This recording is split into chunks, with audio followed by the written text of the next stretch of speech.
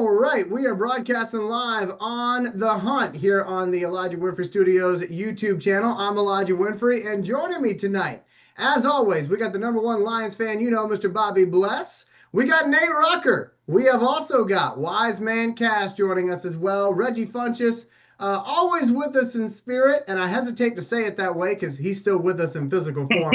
Well, my friends, but he just hasn't been on in a while. But we love you, Reggie, and I can't wait for you to be able to come back to the program and be a part of it. So while I am doing my technical side here, I'm going to have the guys fill in for me for a couple minutes, talk about what's shaking and baking, maybe just in general sports knowledge. They may say something hurtful about my Charlotte Hornets, but I promise it'll be okay. We're going to start off here with Nate Rucker. Nate, can you get us around the room here and buy me like for 5 minutes? For sure. First of all, like I say, we'll start with a little basketball. It's cool. Charlotte did have a little 9-game winning streak, but the Pistons went through there, hot knife through butter, part of their ass like Eli Harry is right now, right down the middle. But if y'all don't know, man, this is episode 98, man, and this shit, we started this just on the humbug and a Facebook group, and we done came a long way. And and of course, I had to bring my guy with me, Mr. Bobby Bless. Do your thing, dog. Man, what's up, everybody? Look, dude, going back to the damn fight. I'm sorry. I know the Pistons, and it was a basketball game, but when they first got to like tussling and like the little ruckus broke out, I said, "Oh, they ain't never do nothing." And then I seen them throwing real punches. If you guys don't know, I know my brothers know, but Elijah, you might not know. But ain't that many punches happening in real NBA fights, so that was just different in itself. Them guys was really trying to bang with each other, like really, really scrap. On even both sides, even Charlotte, they was throwing real punches. They wanted to fight for real. But other than that, man, I think that damn fight was more exciting than the Super Bowl, to be honest. But hey, man, I don't want to get into our early topic, but take care of it, man. How you doing today, my brother? I am very happy to be here, first and foremost, man. It's always good to sit back and kick it with the guys and talk about our good old Lions and just football in general, man. I got a lot of stuff to say, especially when it comes to the offseason and what we need to do and all this other stuff. Because I've been hearing so much BS and so much jive shit, man, and I'm just sick of it, and it just needs to be addressed, man. Because like certain Lion fans really just piss me off, and I'm gonna tell them why I'm mad, son. Today I'm about to be Radio Raheem on this show today, goddamn. But I'm ready to roll. But we used to have this episode, and this is. Well, we had this slogan in our group, Cass, before I added you to it. And it's actually what got the podcast started. Okay. And so we're going to go back to that segment. Stupid Boy. We going to call it the Stupid Boy segment. Stupid Boy. Stupid Boy of the day. So I think we should get back to that, Cass. Hey, Nate, it's some screenshots that I want to post and share. Hey, listen. Yeah, I'm down with it for real. I take. Y'all know we get our daily dose of buffoonery. We have couch GMs, car wash GMs. We have never been a GM, car or player. We've got some dudes don't even have houses, but somehow they can watch the Lions. I don't know. It's a lot, man. Some guys look like they've probably never even touched the bat. I had a dude one time, man, and not being funny. Don't nobody take this the wrong way. But this guy, he said he had been paralyzed since he was like 4, right, as a little kid. Mm-hmm. And how in the hell you gonna try to tell somebody how to run a 40-yard dash? Yeah, man, go ahead.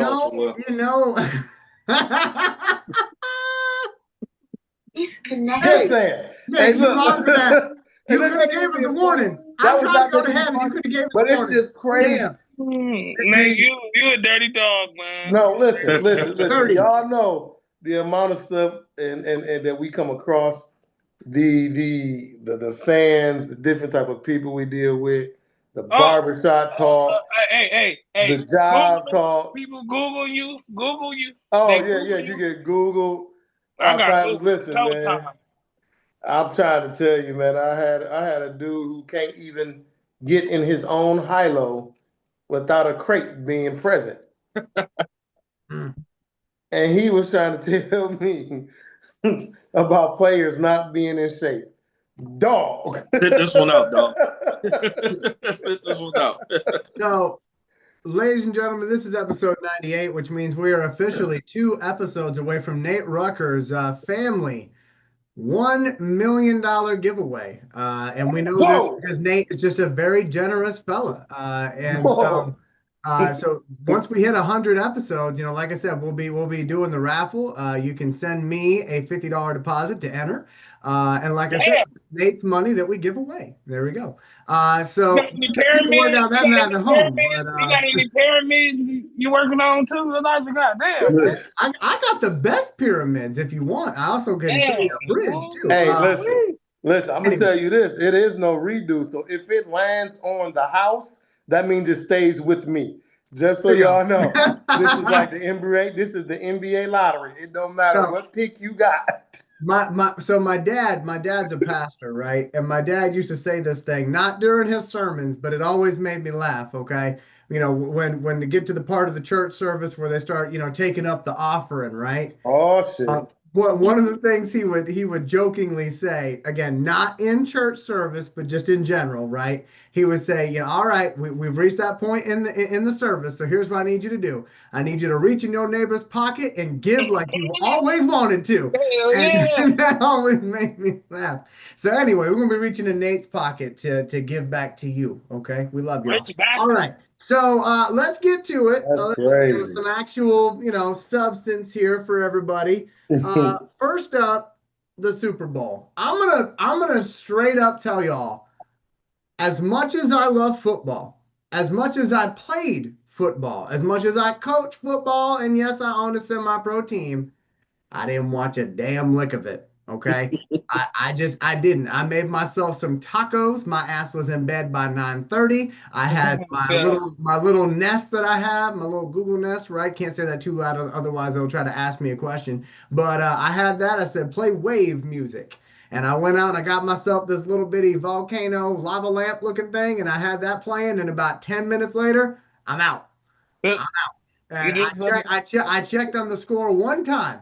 And it was 9-0 with 3 field goals kicked, and I'm like, yeah, I'm not missing much.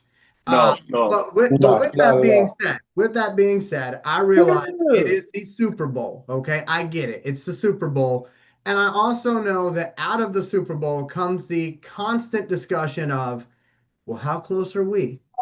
We saw who won it. We saw who was competing in it, but how close are we to actually getting there? That's everybody's conversation right now.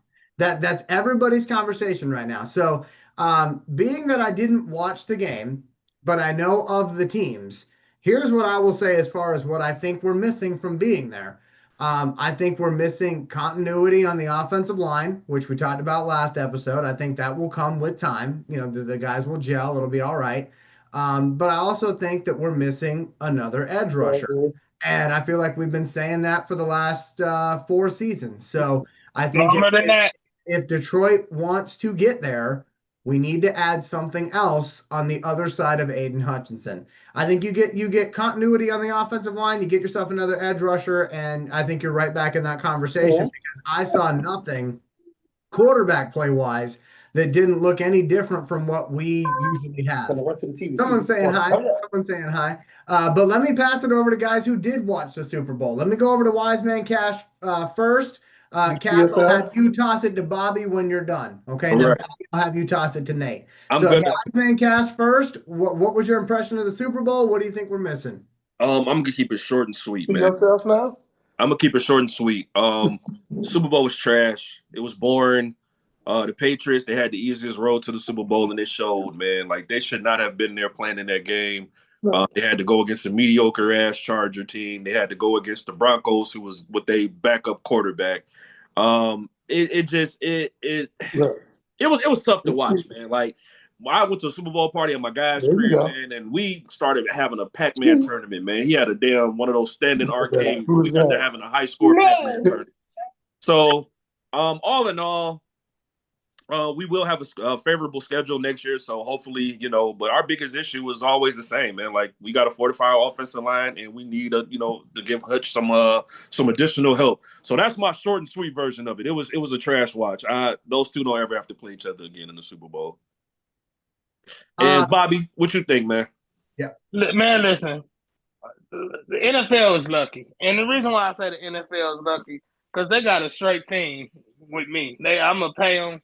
No matter what the product is, I'm gonna be mad as hell when it ain't no product. But if I don't know, man. I think I'm just a company man. I was gonna watch the Super Bowl regardless anyway. But it was as far as like, it was not one. No, what I say, Elijah, it leaves a lot to be desired. yes. It was fucking boring ass game. And the thing that really got me is Seattle won and Sam Darnold was playing like shit. He was playing like shit, like Seattle lucky to me because I put in on the first drive, like, man, I could have swore like he almost threw like 2 interceptions, like easy ass interceptions. So like, but the only thing I can say is that Seattle defense is good. You can't take nothing away from them. That's what got him there. Yeah, you can tell. Man, listen, they secondary is vicious, bro. Yes, sir. And nothing against they line because they some dogs too, but that secondary made me jealous, kind of, because them motherfuckers, boy, they cleaning up all the mistakes. And they blitzing. The way that damn Witherspoon is that Witherspoon that was blitzing all the time? Yeah, they kept having them coming off the edge. He blitz. He a speed blitzer. He juking the dudes. He was going through them and stuff. Like, damn, he like a hybrid I ain't never seen before at the corner position, so that was pretty nice. But as far as like the Patriots, good coaching only gonna take you so far because I ain't gonna deny what the Patriots coaching did through this whole season. And so I ain't gonna knock him for that. But that line, he was getting whooped all playoffs. He was getting whooped all playoffs. That what's that kid name again? The guard. Will Campbell. Yeah, my God, he was getting abused. All he playoffs. got torched. If you played attention to he got torched. the Patriots all My playoffs, God. they was doing the same thing. They was doing it. They was coming through him like that all the time. So, and that ain't a surprising. But Mike Vrabel is a good coach. There ain't even no doubt about that. But the Patriots, they lacking on protecting quarterback. They lacking on a number one receiver. As you can see, nothing against the one kid, Butte. He all right. But Stephon Diggs was a no-show. I didn't even know Hunter Henry was on the team. It's just looking bad. So I say this to say, Patriots definitely gonna be back again. They definitely gonna be a team that's gonna be around. But as far as Seattle, I think they ain't gonna make it no more. I think they just got the perfect storm and ended up in the Super Bowl. What you think, brother Nate? Same thing. I mean, they pretty much rode the wave. But when you look at the game, it really came down to who had more talent. Like, Sam Darnold has always been Sam Darnold. Like, regardless where he was drafted, even when he played with the Vikings last year. Remember, he gave us fits. Dude would throw for 300-400 yards and still have 4 picks. You see what I'm saying? This is like, yeah, granted, he had a very good year. Smith-Njigba had a very good year. But this has always been Sam Darnold. You tell him, don't crash the Lambeau. He might not totally tear it up, but he gonna bang the shit out of it. Yeah, you're gonna have to put a claim in. You definitely gonna have to put a claim in on the Lambeau. You gotta have to put a claim in. Because I mean, he listen, he gonna hit a couple of dividers. He gonna hit them yellow cones in front of the liquor store. All that. You know what I mean? Everything's, first of all, okay, hold on, y'all. Come here. We have a special guest. This is my niece, MJ. Hello. MJ. And yeah, she's I got it playing on the TV in the living room. So she comes in and just sees the TV and she's like, wait, what's going on here? So now, yeah, she just wants to run back and see herself on TV. So anyway, but yeah, man, but when I look at it, and so what I compared to was that, number one, the Patriots got lucky with the way they got through there. The big guys knocked themselves out. Injuries had a part to play with it. Seattle had an easy way through. And, you know, it was just one of those, like you said, it was just a perfect storm. But I give Seattle defense credit. I give Mike McDonald credit. Michigan Nice. coach. You know, he got them boys ready to play. Hey, what about Kenneth Walker? Do we get any credit? I know you mentioned his Hey, state. listen here, man. He was literally the only bright spot on the field, man. Like, Hey, think they about it. fucking with that. Kenneth Walker is 5'11", 230 pounds, and he sounds like Mickey Mouse. He was cutting though. He was cutting though. Listen, something I was just thinking about, and you guys might roll with me on this one, you might not. But of course, Stephon Diggs, you know, everybody knows he's dating Cardi B, right? You know, so he had full knowledge of what. Yeah, He might not have had no legs. He might have had to put out before the game. Who knows? Yeah. But listen, That boy is a dummy. Listen, That too. going into the game, he knew exactly what WAP stood for. But then at the end of the game, it stood for something different. At the end of the game, it stood for whack ass Patriots. Anyway, moving on. Do something with this man. There we go. Listen, I'm a demon. Throw a tomato at him. So we've got more to talk about. I don't know necessarily what direction we want to go in. I do want to mention something briefly, and I do mean briefly, because I brought it up last episode. I did the whole dramatic thing of ripping my shirt off to show everybody. I talked about Georgia Tech quarterback Haynes King and my love for Haynes King and how I think he is a solid college quarterback, and I think he'll be a good NFL quarterback for whatever team he lands on. I said all of that, and then shortly after our episode, what ends up getting tweeted out? Apparently, the Detroit Lions spent an extra amount of time interviewing Haynes King at the All-Star game that Haynes King was at. Basically, they saw him throw the ball, and they spent, according to this report, a noticeable amount of time talking with him after that's all said and done. Now, I'm going to be straight with everybody, okay? That don't necessarily mean a damn thing, but I just thought it was kind of funny how I mentioned him, and then all of they're like, hey, they're actually talking to this guy. And again, what I said before, just to recap, Haynes King, granted, you look at his passing stats, touchdowns, interceptions, that might not impress you that much. Undrafted free agent. But you have to look at the completion percentage. You got to look at the rushing touchdowns, look at the overall leadership, and look at the Georgia Tech that he came into versus the Georgia Tech that he left. He was a major reason why they have continuously went to bowl games, because when he got there, he was coming in right after Jahmyr Gibbs was at Georgia Tech. And Gibbs was at a Georgia Tech that was winning 3 games a year and was sputtering. And Haynes King chose to go to Tech after being at Texas A&M and help rebuild that program. And again, he is the type of guy, if you listen to the way that he talks, the way that he carries himself, you watch the way that he plays football, he is the type of guy that Dan Campbell would love. Now, does that mean that he's going to be a high draft pick? No, that does not mean that. I'm not saying that. But does it mean we take a flyer on the guy? I would. And again, I'm not even gonna lie. They're talking to him, and it's being reported that they were talking to him. So could be nothing, could be something, but wanted to throw it out there. Something else that got thrown out there, and this one I actually want to throw around to all the guys here. Max Crosby conversation keeps coming up. Now it's back to life apparently. Cass, I want to go to you first. What do you think about it? I mean, obviously, in my opinion, get him if you can, but is this real or is this just another, we need something to talk about? So this is what I wanted to harp on, and this is what got my gears grinding right now. Lions fans, reel that shit back in, gang. It's not happening. The salary cap is a real thing. You can't pay Hutch $100+ million. And Max Crosby $100+ million. Shit's not gonna happen. Not to mention, we're starting off the season in the hole. So you got to restructure contracts. You got to restructure contracts just to even get the guys that you're trying to keep on the team. We already started $20 million in the hole. So now you got to restructure Goff. You got to restructure Sue. You got to restructure Saint. You got to restructure so much shit just to get out the hole. Then once you get out the hole, you still got to retain your guys. I get it. It's the most beautiful thing in the world, right? Like, oh, damn, Max and Aiden.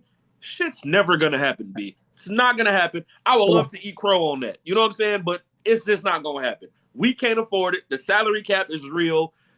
Let's cut the Max Crosby shit. Unless you trade a bunch of mofos and not bringing back a bunch of mofos, then hey, have at it. But that's just not how Brad Holmes operate. So let's just quit selling. Let's stop selling this dream. Shit's retarded. Respectfully. All right, Bobby. What's your opinion on this Max Crosby talk? Because again, all of a sudden, everyone's trying to bring it back up. Yeah. I'm about there with Cass because it's always a golden goose somewhere we ain't gonna never get. So I don't even really tie my interest into getting that. But if they do, hey, trust me, I ain't slamming the door in on my boy Crosby because I think he'd be nice. But once again, I ain't no math professional and all the balance no salary cap. So this is where I'm at with Elijah. This is gonna be straight. Don't tell me how you make the steak, how you cut it, none of that stuff. Just put the porterhouse on the plate. I don't care. If that's what you want to do what you do. I don't care. Just I need a good product. I'm not even trying to tie myself into getting this guy, getting that guy, but I will keep my intentions on who we are acquiring and who we looking at. But how they mix their ingredients, I'm tired of that. Because I was told we was gonna have a good thing last year. Them boys was horrible. 9-8 ain't good enough. All that stuff. So if they want to do something different by getting Crosby, that'd be fine. But to sit here and hope we get him or think we're gonna get him, I'd rather waste my time doing something else. And just real quick. Okay. And real quick, and even order to even make that shit happen, that means we're not bringing Gibbs back, we're not bringing Laporta back, and we forget about BB. Those 3 contracts are out the window. Now, if you're willing to sacrifice that for Max Crosby, then so be it. But look what you're giving up. And to me, it just ain't worth it. It ain't. I mean, it definitely ain't when you factor in Gibbs. Laporta, with his injury that he's going to be coming back off of, that to me is a little bit of a question mark, not because of him, but because of the injury. It's a back injury. That's significant. Yep. And for BB, like I said, I love Brian Branch, but again, it's Achilles injury. So again, that's another one of those that's a little bit, ticky-tacky, especially given his position and what he does best, which is flying. And he wasn't fast already. He wasn't fast. So like I said, those 2 guys, I'm not saying give them up. I want to be very clear. I'm not saying give up Laporta and BB. But if you had the chance to bring in Crosby, I think you got to take a look at it, given the fact that both of those guys got injured last year. Not anything hurtful towards these guys. They put in amazing contributions. But again, it's just one of those things. You have to look at it. And this too, like, because we'll have to trade for Crosby, right? If I'm not mistaken. Yeah, for sure. You got to trade. So we're gonna have picks. Fuck the picks. Fuck the picks. I don't give a fuck about the picks. It's the damn players.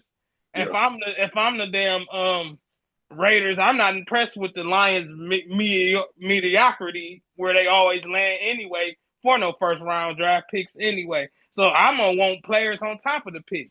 So and the best players ain't on defense.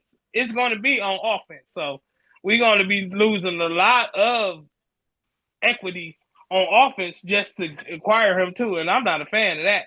So I will say though, okay, in all fairness to the fantasy, there is significant ties between him and the state of Michigan, as everybody already knows. He played at Eastern Michigan. The field at Eastern Michigan is named after him and his wife, I do believe. He wants to be here. That is something he has said before, that if he wasn't with the Raiders, he would want to be here. And here's the other part of it, okay, that might make it somewhat believable. And again, I'm not trying to keep this as a discussion topic. I'm with you, Elijah. But something else that's a little bit believable, all right? Do you remember what happened when Calvin Johnson faced his 3rd rebuild? Because Calvin had Rod Marinelli, then he had Jim Schwartz, then he had Jim Caldwell. And when we were on the era, or the precipice, I should say, the brink of another rebuild with Bob Quinn and Matt Patricia, what did Calvin say? I don't want to do that again. I'm out.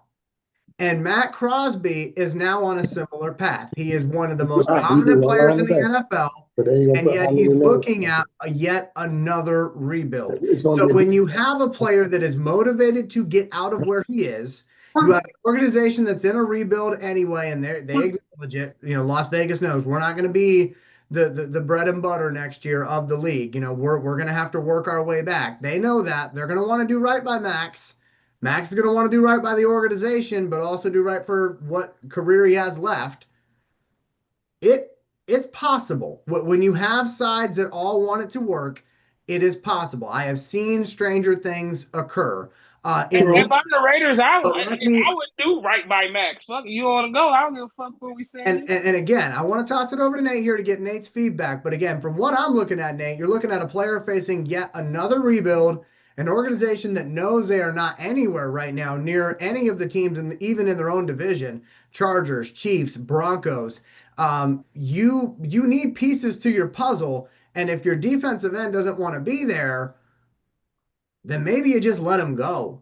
And you try to get the most out of the situation that you possibly can by letting him go somewhere that he wants to go and maybe get some picks out of it, especially in this year's draft where you have two Miami defenders who are both edge rushers that you could get potentially to replace a Max Crosby high in the draft. But Nate, Tom Brady running what that do you shit, think? though. Yeah, Tom but Brady running that shit.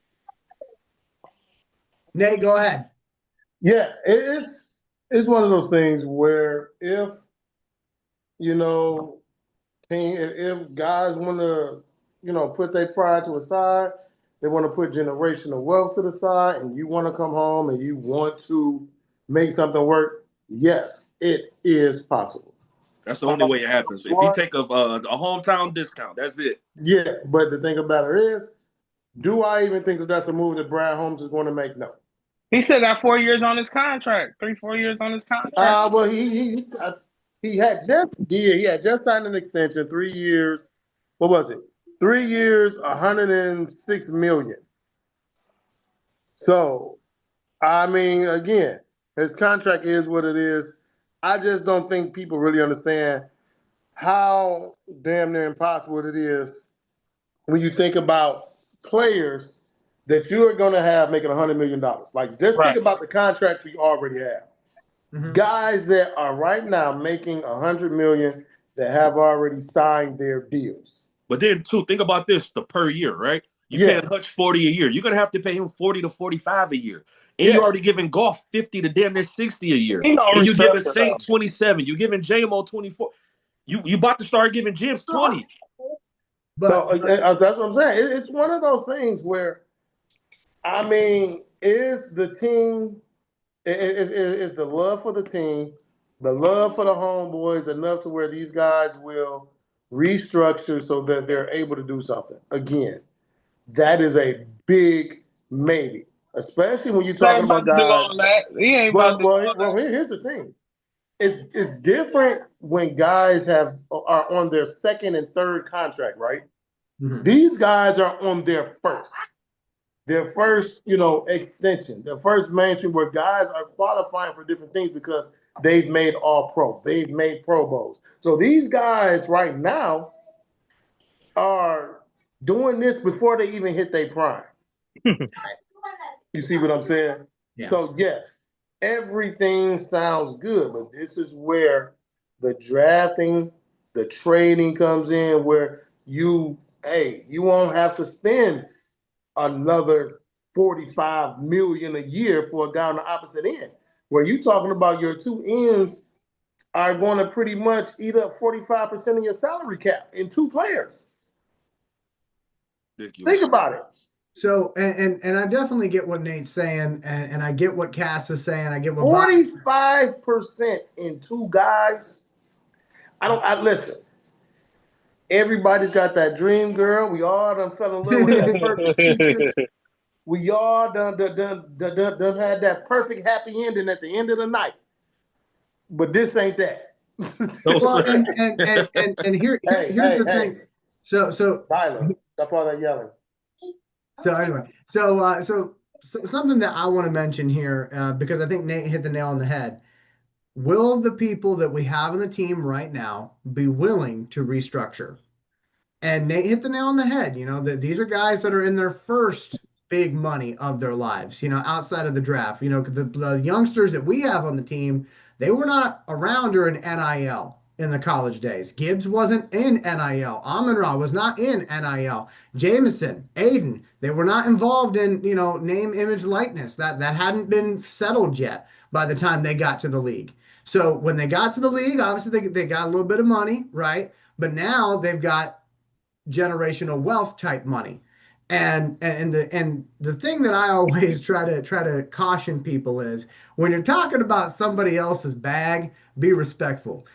Because again, it's really easy for me to sit in my 2-bedroom apartment and say, "Come on, man, give it up for the team," because I got nothing to lose, right? These guys are literally playing for that money. And if they get injured, then the team's going to say, "Well, hey, we appreciate your service. Come back whenever we do the, you know, Den of the Lions, and we'll put you up on the stadium, but you ain't getting no more money from us." Yeah, So again, they have to protect themselves, and I will never judge a player for protecting themselves. With that being said, though, I think they will take a page out of whatever book Jared Goff chooses to read. What I mean by that is Tom Brady made a career out of taking less money so that he could keep things around him in New England. And people around Tom Brady took note of that and did the same. Now, the problem is that quarterbacks in today's NFL do not take a page out of Tom Brady's book most of the time. They get their big old bag of money. They say, "I'm going to protect my big old bag of money." You look at somebody like a Dak Prescott, for example. I don't know how many times Dak has restructured his contract. I haven't really heard much about that, even though he's on, you know, on a whole bunch of different commercials. But again, that is his right to not do that should he choose not to do that. I'm not questioning whether he should, you know, should do it or shouldn't do it. But what I'm saying is that General manager, I feel you. Tom did it, and he ended up resulting in 6 Super Bowls, I think it was, that he won. And for Jared Goff, the equation is pretty simple, right? You ain't never won a Super Bowl. You want to get back? Then you might have to give back. And whatever Jared Goff does, I'm telling you, whatever Jared Goff does, the rest of the guys will follow, because they would follow that man into war with no weapon, blindfolded, because they trust Jared Goff like that. So again, I think it really starts with Goff. If he's willing to restructure, then I think Amon-Ra would. If Amon-Ra is, I think the other guys would, including, because again, if you bring Aiden into the office and you say, "Okay, Aiden, remember all those times where, you know, you got really close to the quarterback, but then he ran to the other side, or you got really close to the running back, and then he went to the complete other side of the formation? What if we had something on that other side to make sure we made that tackle?" You know what Aiden's going to say? Do it. And listen, and they will do it, Eli. The thing is, when they restructure the contracts and all that, they turn it into signing bonus, so it don't hit the cap as hard, right? So they money are guaranteed. So when they do restructure, it's all gonna be signing bonus, and that's still back end of all the money and whatnot. It's still gonna be there. So again, the money is there, but it's so many other players you got to pay. You will literally ransom half of your team to bring in one guy, and to me, it's just not worth it. But can I ask all of y'all a question? Y'all, what is the more necessity? A pass rushing or fixing that offensive line? Now, fix the offensive line for sure. So why is we doing all that for Crosby, or is we doing all that to fix the line? Because if we got to do all of that, I'd rather try to fix the damn line. I personally, but the line ain't gonna cost you nowhere near what it's gonna cost to get Crosby. Yeah, but I personally is it a believe priority than Crosby. So let me answer Bobby's question by saying this: the Max Crosby thing is interesting because of who Max Crosby is, right? It would be like back in the day when the Green Bay Packers got Reggie White. You know what I mean? That was a big deal. Or when the Green Bay Packers got Julius Peppers, although it was at the kind of the back end of his career. It'll be bigger. It's going to be a big. It's going to be a big thing. Now, as far as the offensive line is concerned, I'll be honest, and I know that a lot of people aren't going to like this take. The offensive line probably would have been fine with more time to gel together. That's literally all it needs. All those guys that we have in the offensive line, they can all ball. The problem is that they didn't have a chance to gel together as a unit, and they thought, and this was Detroit's problem, okay? This was management's problem. They thought they'd have Ragnow for another year. They thought that Decker would hold out for another year. So they probably did not put that much effort in practice of having those guys, gel, those younger guys gel, because, oh, well, we already know we're going to have these two people that have been here for forever. And, basically, because I've done the coaching thing before, right? Whenever you think you've got a problem solved, you're not always looking for options 2, 3, and 4, because option 1 has never let you down. Yes, you do. My niece cried, Dustin. But 3, 4, and 5, you hope you never get to that situation. And unfortunately, on the offensive line this past season, we ended up having to go to options 3, 4, and 5. You stink. And they weren't ready yet. So I think another offseason with the offensive line that we currently have, with the coach that we have in the offensive line, I think that line will be okay. And you could probably fix it through the draft. You could probably continue to fix it through the draft, maybe get a free agent that doesn't cost a whole lot, and save your big money for a big name player like a Max Crosby. Well, and again, if they're going to do anything, of course, Glasgow is long of the two. Like, that's the one spot on that line, even if Ragnow doesn't come back. That means you're going to have to get something that is going to be permanent, something that doesn't have to be taught. So to me, if that's where you're going to go, you're going to have to go get Linderbaum from Baltimore. That's if he get out of Baltimore. Everybody think he's leaving. Like, Baltimore can franchise. I'm saying, just hypothetical.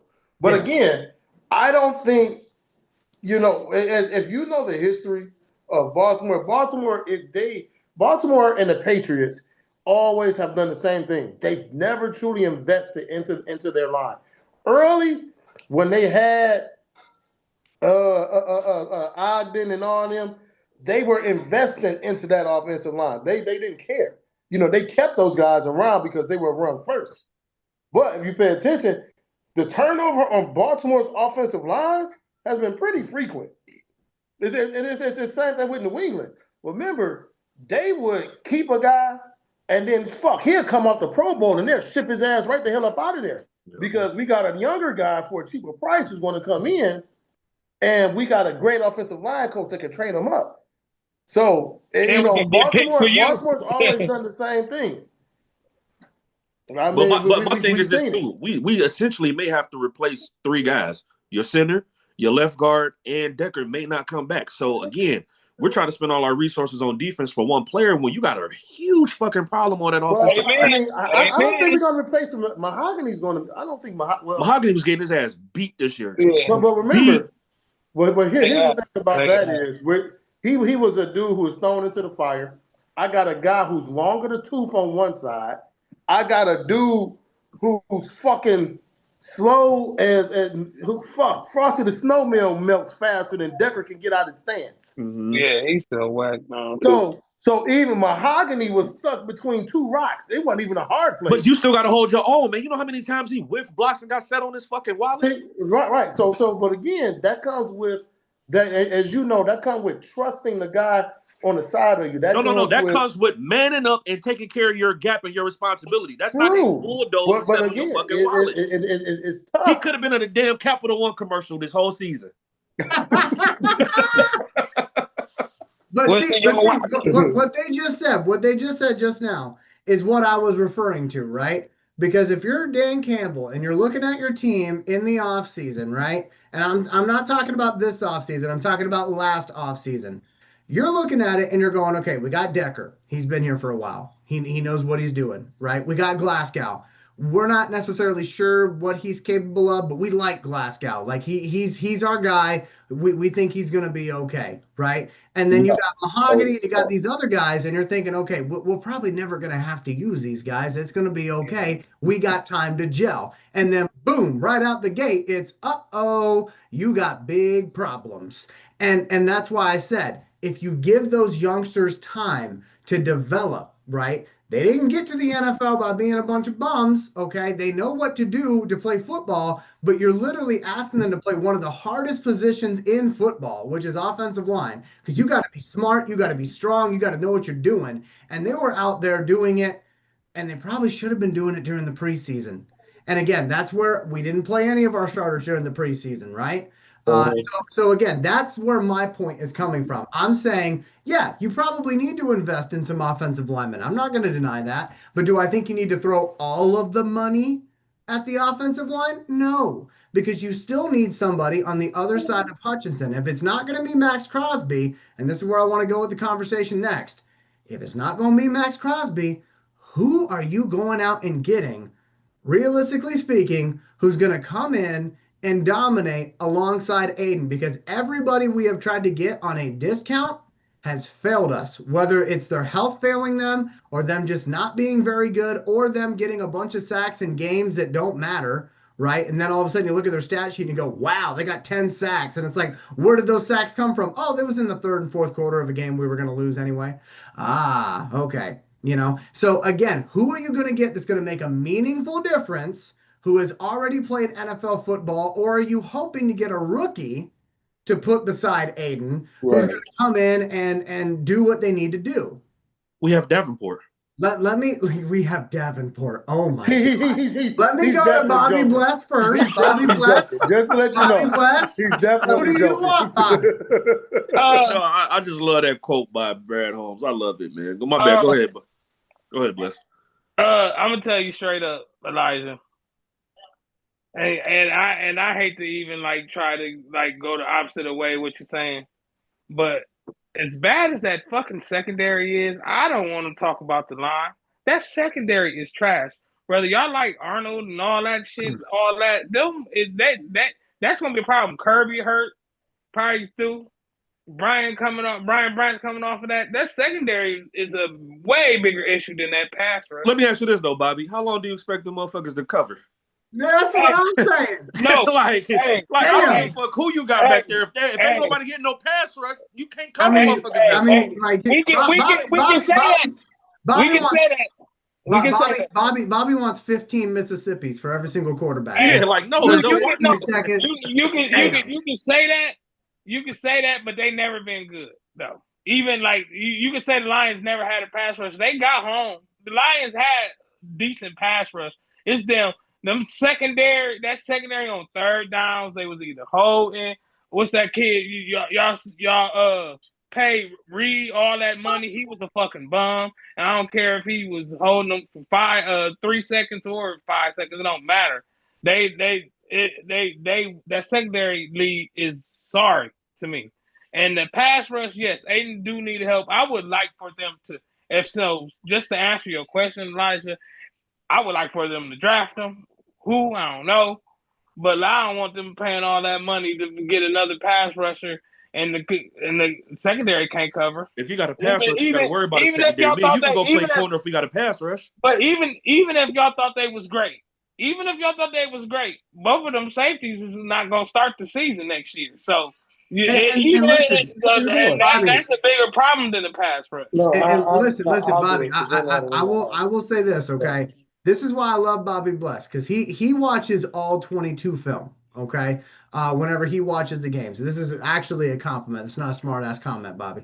But he watches all 22, so he kind of he literally sees the entire field. All right. Now, the only thing I'm going to say that's going to go against what Bobby is saying right now, although he is bringing up some fair points, is simply the fact that the league is consistently moving towards running quarterbacks, mobile quarterbacks. And I would much rather, if I'm going to have a liability, I'd much rather that liability be in the back end than be in the front end. Because if you think about it like this, okay, you got a mobile quarterback. They roll out to the right. They don't see anybody open. What are they going to do? They're going to take off. They're going to run. So are you hoping that your secondary makes the tackle 10 to 15 yards down the field? Or are you trying to get somebody that can get to that mobile quarterback, keep him in the pocket, and if he does try to get out of the pocket, get his ass down? I just want him to be in the way. And that to me has been a consistent problem over the last few years, is that the Lions cannot play good football against mobile quarterbacks. Yeah, but I think the secondary is the reason why. Because once you double team Aiden does his best to get there, but there's a leak. There's a leak on the other side. And so to me, if I have to have a liability, and again, I'd prefer not to, but if I have to have a liability, I'd much rather it be in the secondary than it be a situation where we're missing a tackle, and now that guy's got 15 additional yards on me. So that's where I'm coming from. But Nate, you're our resident defensive coordinator. If not Max Crosby, who? And what do you have to say about what the guys are saying right here? I mean, we can go through who once we get to the prospect watch. Of course, we definitely do that when we're talking about guys coming out of college and things of that nature. But again, it can be, the secondary can be made easy. Like, and being a former corner, man, the best thing you can ask for is pressure. It's make these motherfuckers have to throw the ball so that I don't have to run across the field, like from one side of the field to the other side of the field, and then he's able to go straight up, and I'm still chasing him. Like, when you think about it, the quarterbacks back there are. Just put it in there. Yes, the quarterbacks that we're playing against, you're talking about guys that are having 4 or 5 seconds, where the average on quarterback releases is between 3 and 2.5 seconds. So if we're giving quarterbacks an extra 2 seconds, how long do you think our corners are going to hold up? Right. And especially when you listen and you pay attention to the way that Kelvin Sheppard plays defense. Number one, he runs strictly man. So that's man defense, and you got 2 corners running these guys across the field. And keep in mind, it's man, it's nonstop. These guys don't get subbed out on the outside. Everything. So you have, there's a lot that goes into that. You're talking about your you nailed it right there, man. You got to have a pass rush to play man. It don't work without it. Right. So regardless, if you're running men, then this is why Kelvin Sheppard was telling people you didn't really pay attention to how good Terrion Arnold was or how much he made one side easy until he was gone, and you had Millette and Robertson out there. The same shit. Bullshit.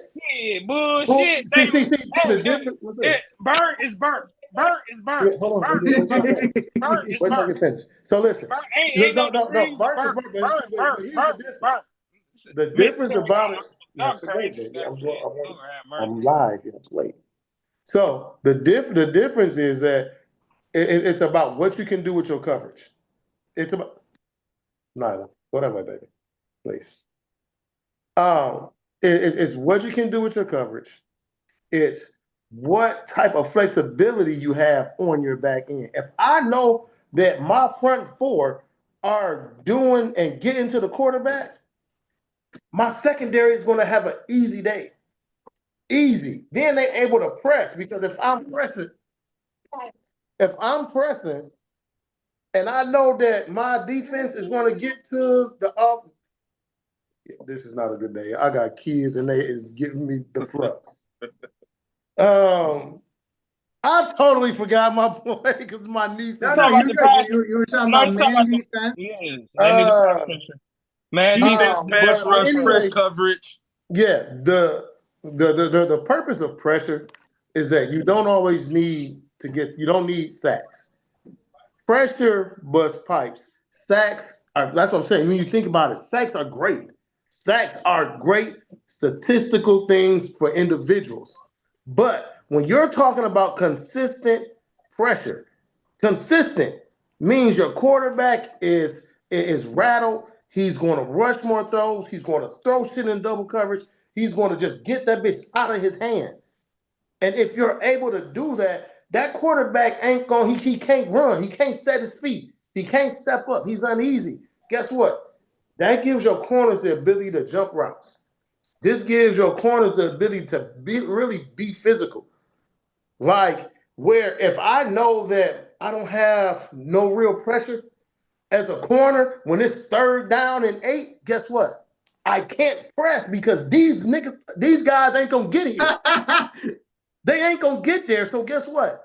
I have to play off because I know the pressure can't get there. That means I have to give myself enough space so that I can rally and at least make the tackle before the 1st down. Because if I go up here to press and they don't get there, which they haven't been getting there, it's a bomb anyway. So it's again, what is the best benefit. A good pass rush makes everything else easier.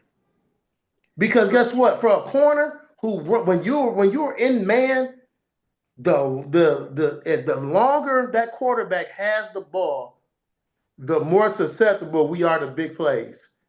The more susceptible we are to first downs. If you're able to create pressure, and then it makes everything easy for your corner. You can have Pease Tabor back there. If my defensive line can get to the quarterback in 2 seconds, a corner that runs 4.7 with great hands, guess what? Doesn't make a difference. Yeah. I'm gonna give y'all a prime example. Nnamdi Asomugha was all pro every year in LA. Every year. Guess what? They had a good defensive line. They kept pressure, made Nnamdi jobs super easy. He goes to the Eagles, who were trash on the offensive line, paid him $100 million, and he was out the league in 3 years. Yep. It's a fact. Let me jump in with this, okay? Because we are getting close to our time here. Just saying. I'm going to ask a 2-part question, and I'm going to hold everybody to an answer of some kind, okay? Got you. Now, I can do this because I host the show. I don't have an answer, okay? But I hold the guys to an answer, all right? Here's the 2-part question. Want to make sure everyone's paying attention. I feel like Regis Philbin with Who Wants to Be a Millionaire right now. Like, anyway, 2-part question. Part 1. Do we have Aidan's partner already on the roster and they just need to develop? Part 2. If it's not going to be Max Crosby in free agency, who do you want in free agency? We're not talking about the draft. We're talking about, do we already have it on the roster? And then aside from that, free agency, if it ain't going to be Max Crosby, who do you want? First up, let me go over to Wise Man Cass. Wise Man, tell us a tale. Our pass rusher is not a good one, by the way. We should put that on a shirt. Wise Man, tell us a tale. Tell us a tale. I like it. No, but the pass rusher that we need is not on the team. And the only reason why I say that is you're not about to give Muhammad 11, 12, 13, $14 million. He's 31 years old. He just had the best season of his life. He's going to want big money. So I don't feel like we're in a position to give him that. As far as the free agents go, man, you just need somebody that's comparable to what we do. Free agents don't even come available, not the pass rush. Yeah, I'm about to say, like, that's like, it's like trying to get they'll never be available. Yeah, they don't come available. Like, it's gonna be tough to not build with outside of the draft, man. But I hate to say that because, everybody was so hell bent on getting draft picks this year, and like all of them suck. And, you got one guy who fucking hitting policemen and beating up his girlfriend and shit. Like, so it's like, man, like you got to draft him and you just got to get lucky. Because, like I said, nobody's going to give up a pass rusher unless you Jerry Jones, or he's fucking 276 years old. So, all right, Bobby, same question to you, my man. I need a player, though, people. I need a player. So, if he's not on the roster, who do you want in free agency? First, like I said, is he on the roster? I got you. Well, I'm going to say, since I don't have a real answer to either one for real, I'm gonna say yes, he on the roster. Mohammed, he got enough sacks to work something out with him. Because to be honest, like I told you earlier in the show, I'm more with don't tell me how you cut the steak, how you kill the cow to get it, none of that stuff. Just put it on the damn table. Put my porterhouse on the table.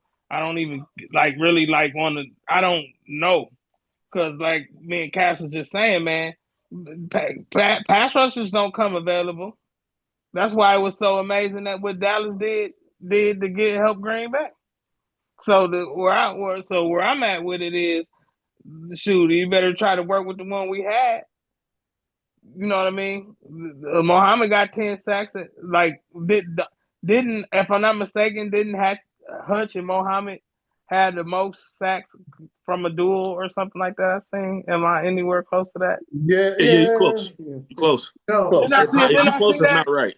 so I'll pop in and say this, okay? So obviously I'm hearing Muhammad from Bobby. Yeah, I guess by Wise default. Man Cass is saying, maybe Muhammad, but doubtful because of his age, which I understand what Cass is saying with that. The guy that I was thinking of is one that was like on the team, then he got off the team, then he kind of came back for the practice squad.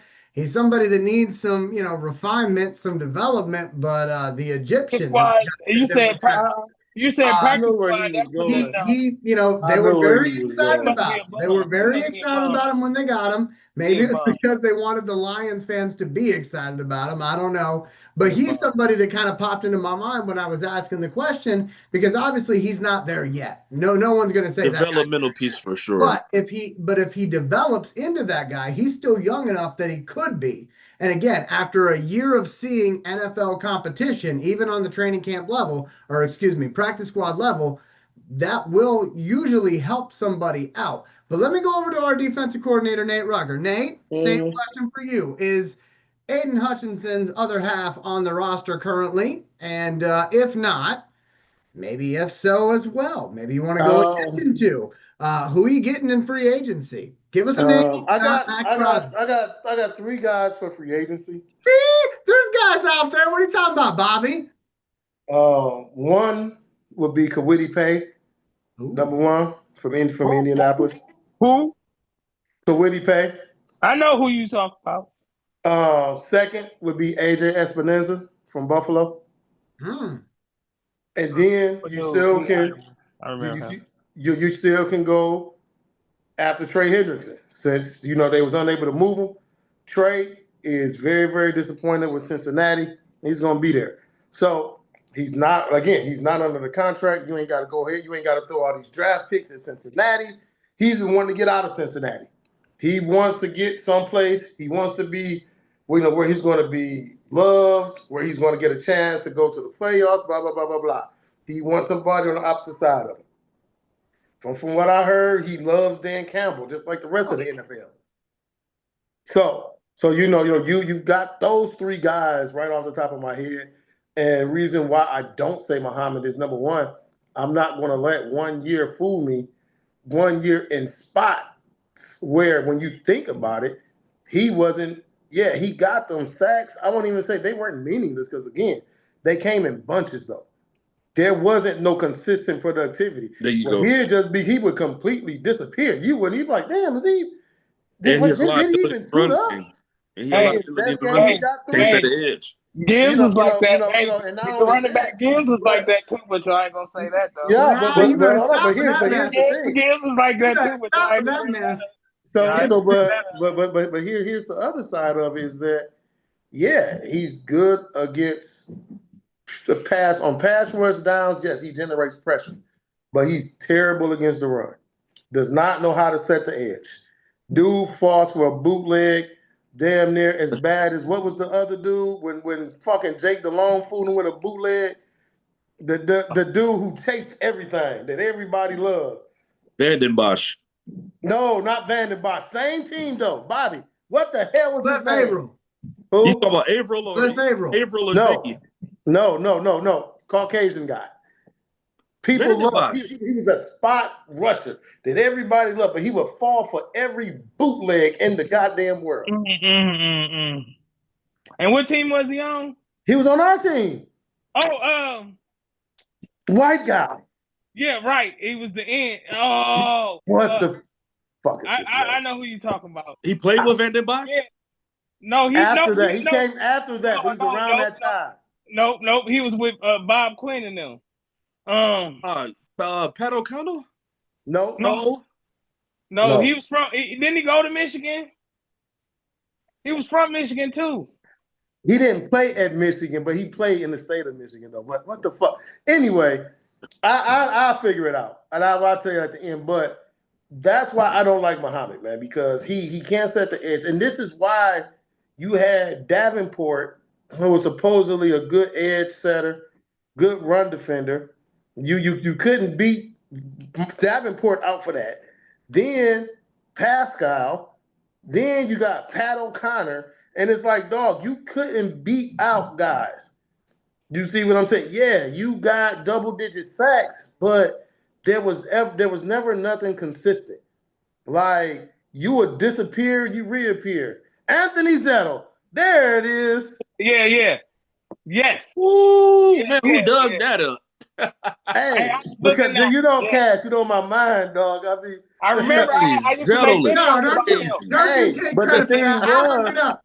I looked it up. people, Don't you take credit. hey, but here's the thing. I used to make the People videos wanted to about it. pay Zettel that money because he was good on pass rush downs, and he'd have a good, At the edge. a couple Yeah, good games, flashy never took games, the edge. I end remember of the year 6, 7. So people like, oh, we gotta pay him. But then you get played by a bootleg by Jake Delhomme. when he was. Yeah, I do. With dog, everything they did was bootleg him, and this dude would overrun the entire play. He never knew how to set an edge, never knew how to completely rush the passer. So this is the downside of a Muhammad. So for everything, like, yeah, you can be happy with the sacks, but dog, you still can't do anything in the running game, which is why he can't hold on to a starting spot. Like, I mean, if you want to risk it and you want to pay him, what is he, 31, 32? 31. It'll be 32 season start. Right. Now, here's the thing. He's never had a big contract ever. No. You've been in the league 8 years. 8 years, going on 10, and you've never had a big contract. So this is Man, he's about to show up to that meeting. Listen, the saying, writing. what can you tell me? Like big old Listen, sunglasses and the everything. the writing is on the wall with certain things. Yeah, I like 8 that. years in the league. Though. Trey Hendrickson, that sounds appealing. And I remember So that's what I'm saying. last season too. You got Trey Hendrickson, you got AJ Espinoza, and then you got Kwity Paye. Kwity Paye and Espinoza both are under 28 years old. Both are proven. Both coming out of college were pass rush monsters, specialists, however you want to do it. You know, one out of Iowa, one out of Michigan, both Big Ten guys. Both known for getting after the quarterback. Coming to the league, guess what they do? Get after the quarterback. So that's what I'm saying. So if you're going to pay and you want to save some money, you don't want to go and break the bank at 30 million a year, you can easily get one of those guys. You drop one of those guys 15 million a year, you even come down to like 13. Like I say, they're young. They're young. They haven't had a big contract yet, so that's going to be in your favor. But you got to make sure too that they Dan Campbell Boy Scouts. So that's going to be. But you got to think about it. Look what they play for. They're definitely Dan Campbell guys. That's true. That's very true. So we got time. You got a Harbaugh and a Kirk Ferentz. They love Iowa and Michigan players and Bama. That's true. Right. We got time for one more topic, and I'm going to have Cass be the one to tell us what that topic's going to be. We do need this topic to be done by 7:50, so that gives us about 7 minutes to discuss. So, Cass, 7:50. I want to. Well, everything that I really wanted to talk about, we talked about free agency, draft, like maybe the draft. Like, you know, what do we do with pick 17? Do we trade out of it? Do we keep it? Do we try to move up? What do you guys feel about that? Personally, I prefer to get drunk and cry about it because that's probably what we're going to do. Because by the time 17 rolls around, Nate and I know because we did the draft show last year. And man, we were waiting around, and I had a guy that I really wanted, and he had people that he really wanted. And if you go back and watch that draft stream, I don't even think Bobby was on that one, if I'm not mistaken, because I think Bobby was working at Wally World during that one. But me and Nate were just literally sitting there just going, what the hell are we doing? But you know what? And we spent 3 hours together in that crisis mode. So that's why Nate's one of my brothers, because you got to find someone to stay in the trenches with you. But 17, okay, realistically, 17, you're about the midway point in the first round. Mm-hmm. You can move up, you can move down, you can stay right where you please. This is where I would say, if you're working on something with the Raiders for that player that everybody wants, right? Maybe you give them 17. I'm cool with that. because So I have to give him who's 17. going to be there at 17 that's going to change this team? Probably not anybody, right? Because Maybe a the lineman. You'll get a lineman that'll be just straight the straight two out there. big pass rushers in the draft both belong to Miami, and they're both projected to be top 10 draft picks at this current moment. Combine's got to happen. Other things got to happen. I know this. But again, you got two of them that are probably going to be gone and out of your reach at 17. So if you can get a Max Crosby, you package that 17 in with that and you make it happen. Otherwise, I don't know yet. I haven't dived that far into the prospects yet. Bobby, what do you do with 17? Man, shoot, long as they, he like them second round picks and third round picks, he probably gonna try to get multiple in one of them rounds with it. Like Cass said, he probably knowing. Man, I done played this game so many times. I swear I don't even want to put my head around it, to be honest. Tell them, Nate, that should just piss you off though, because it won't be nowhere near. But Yeah. I'm with if I gotta bet anything, I bet him trading back for multiple picks in the second and third round, because he do love that. Because even if he can't do it, he'll try to move up to the third round again. He'll try to do something. So I would say more likely to do that. But as far as like with Crosby, like you said, he probably need multiple first round picks to get him. I think at least one or two. Pick two for sure. Yeah, so I ain't a fan of that right now, unless I don't know, man. It depends, but I think the offensive line is the biggest in the sky. I don't agree with just letting them dudes jail. That jail ain't shit. Get rid of it. Okay. Yeah, fuck that. I can't. If that wasn't enough to learn how they played last year, ain't enough to learn from. What the fuck they gonna do? Facts. They was horrible to me, but they got to at least get either right tackle or a guard with that first pick. So sure. either trade or that, because I think it's going to be pretty good guards. And I think the draft is deep for the O-line. So yeah, and I think picking a guard in the middle of the round is a safe pick too, because you ain't rolling the dice with him under 10. And he ain't so far in the first round that he might as well get him in the second round either. So right there in the middle, you can probably get pretty much maybe the best or the second best at that spot in the first round. But that's just how it breaks down. I don't know how, somebody might feel they need to get him early, or we might, but you know how Brad is. He might get another fucking running back with the pick. So we never know. We never know. Nate, you got 2 minutes, my man. What would you do with the 17? Here, Mimi. Well, I got 7 defensive guys that I can think of that, I mean, if we're going to do that, I mean, you can go corner, because again, we all know, I'm going to give Bobby credit, that secondary, eventually you're going to have to stop putting Band-Aids back there. You're going to eventually have to invest in a true first round, true lockdown corner. Again, I do believe in Terrion Arnold. I think that, it's just the way that defense is played. So you can go for another corner on the opposite side of him, which to me would be Mansour for LSU. I mean, if you go defensive end, it's so many, man.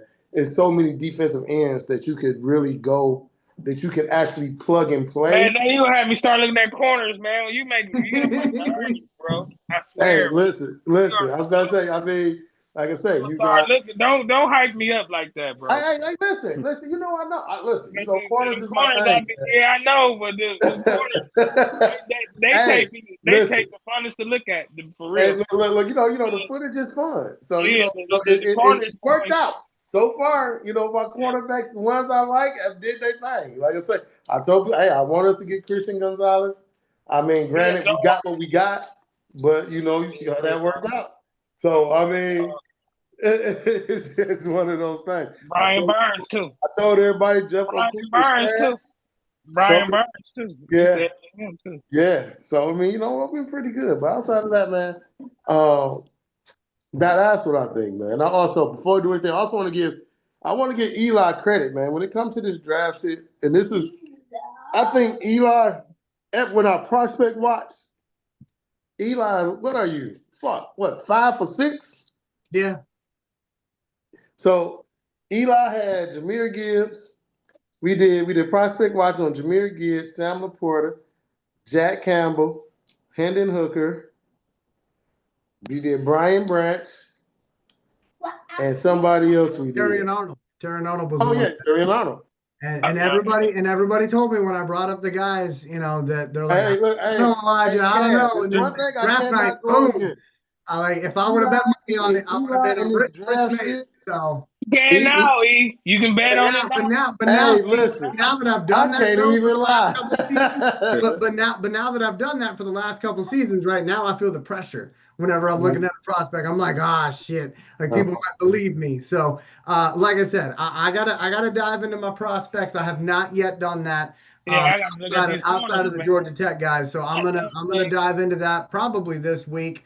So that whenever we do episode 99, he was even right about the coaches. That's the crazy part. Yeah. Tashard Choice is on our squad. He talked about Tashard Choice. I'm like, I mean, like, every once in a while, I've been known to be right about a couple things. Just saying. It's like, just saying. I know my stuff.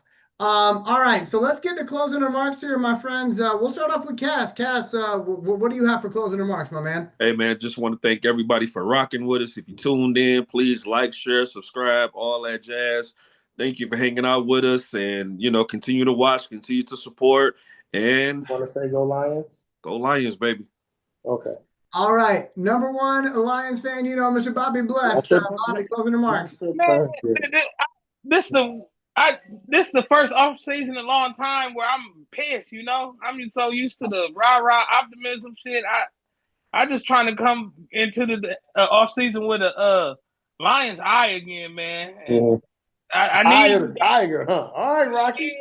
We man, I'm so pissed off, man. I need to be talked off the ledge because I just called the whole secondary bums, bro. So help me. How about you, Nate? Again, man, like I said, I think we're gonna be all right. I'm excited. Like I say, man, we got 2 more episodes till we get to triple digits. Something that we did not think was gonna happen again. We jumped out. We started this show just off simple conversations in Facebook group. So, for me, man, again, man, we just want to see the Lions get back. And MJ has something to say, you guys. Look at the camera. He is very happy to be here. Go Lions. Look at All right. So as I close out the show, I'm going to say what I normally say. And of course, what I normally say was something that was taught to me growing up by my pawpaw, my grandfather. He's no longer with us, but the message remains the same. And the mission, challenge y'all to do the same. If you come across a situation where your skill set can make it better, you now not only have the ability, you have the responsibility to do something about it. And every single day is an opportunity to affect the lives of those you love for the better. So get out there and take advantage. My friends, that's going to do it for us. For Reggie Funches, for Wise Man Cast, our resident defensive coordinator, Nate Rucker, for the number one Lions fan, Mr. Bobby Bless, I'm Elijah Winfrey. Be good to yourself, be good to others in that order. Go